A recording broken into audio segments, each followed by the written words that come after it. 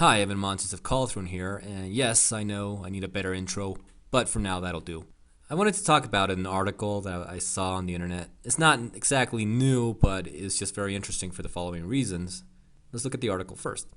It's about a new type of cloud that they've discovered. They don't have a name for it yet. They're just calling it asperatus, which means rough or jagged-edged because of the formation of the clouds. They're huge clouds. They're monstrous. They take up the entire sky. And they don't have an official name for this. They say this is a new type of cloud. And they've been, photographing it for the past 30 years.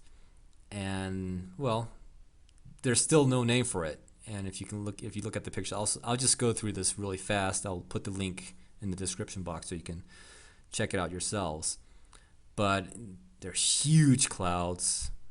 They're quite beautiful, actually. It doesn't look real. I mean, these look like Photoshop pictures, but they're not. This is the real pictures. Quite awesome, quite beautiful, quite scary. I mean, they're so big. They cover up the entire sky. So it's a new type of clouds and something new in our world, in our environment.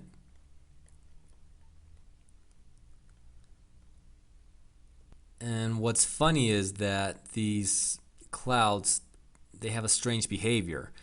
They're massive, they're really thick, really big, but they usually just dissipate without producing a storm, without any rain or anything. You would think that, you see this, it's going to rain really bad, but they tend to just break up.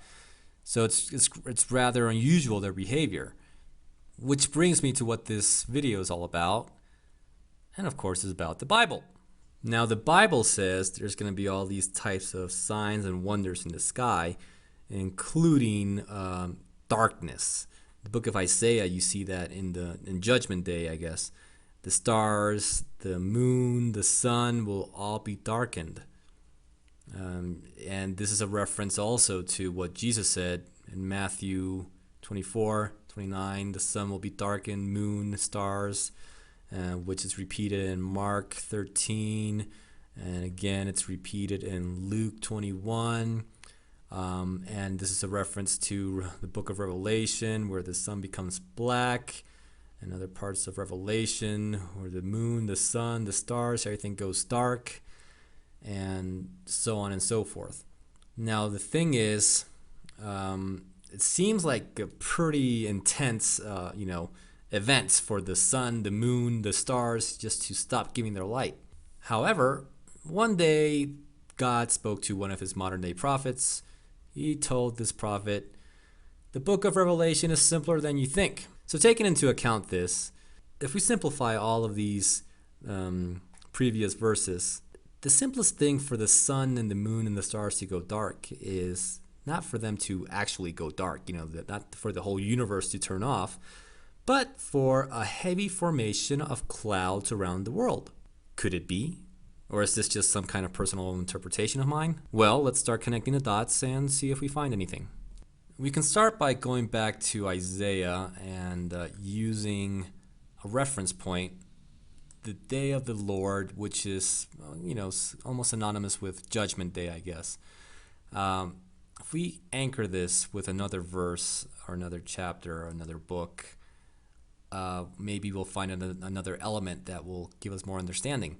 And we can do that with Ezekiel chapter 30. Again, we find the reference point, day of the Lord. And a new element is introduced. The day of the Lord is going to be a cloudy day. How about that?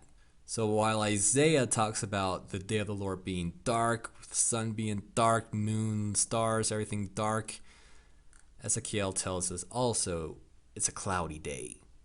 So most likely, it's a cloudy day. The universe does not go dark. Thank God. And we can connect this even further with Joel chapter 2, a day of the Lord. And what happens in this day of the Lord? Well, it's a day of darkness, as we've seen, day of gloominess, as we've seen. It is a day of clouds. So here in Joel, we have both elements, the darkness and the clouds together, which I think pretty much gives an understanding about all this darkness, what is causing it. It's going to be intense cloud activity. So is this what we're seeing? Is this new kind of cloud a sign actually from heaven, from God? I mean, Jesus himself said there are going to be signs and wonders in the end days that are going to tell us about his second coming, are going to warn us, are going to be signs for us to prepare. Is this asperatus cloud one of those signs? Is God saying, here come the clouds I've been talking about. Here they are, and they're going to get more intense. So get ready. And indeed, part of the reason for these signs is so that we can see them, be forewarned, and make a decision. Multitudes, multitudes in the valley of decision, for the day of the Lord is near in the valley of decision. Seeing these signs, seeing that God is real, that the Bible is truth, that things are happening accordingly, this will give us an option to make a decision. Are we going to believe God? Are we going to believe his word? And are we going to be prepared for what's coming? It's our decision. It's a decision we can make right now. However, there are problems. As usual, there's always problems. And the biggest problem with God's signs are when people do not see the signs. Why? Because they are distracted with other theories, other opinions, ideas, etc. God is showing us certain things so we can know where we're at in this moment of time. So we can know what to do, how to prepare, what's next. But then we get distracted. We don't see the signs. We think it's something else. We think it's man-made. And hence we end up with the wrong solutions to the wrong problem. So the purpose of this video is for you to consider what's in the Bible, what God is saying and what God has written in his Bible and what's happening right now. I'm not here to debate HARP or global warming. You know, there's a billion videos with all this, but this video is just to present to you this point of view, this biblical point of view. Not to debate. I don't care about debating, really. It's a waste of time. But just consider what's in the Bible. Consider what's been written for thousands of years.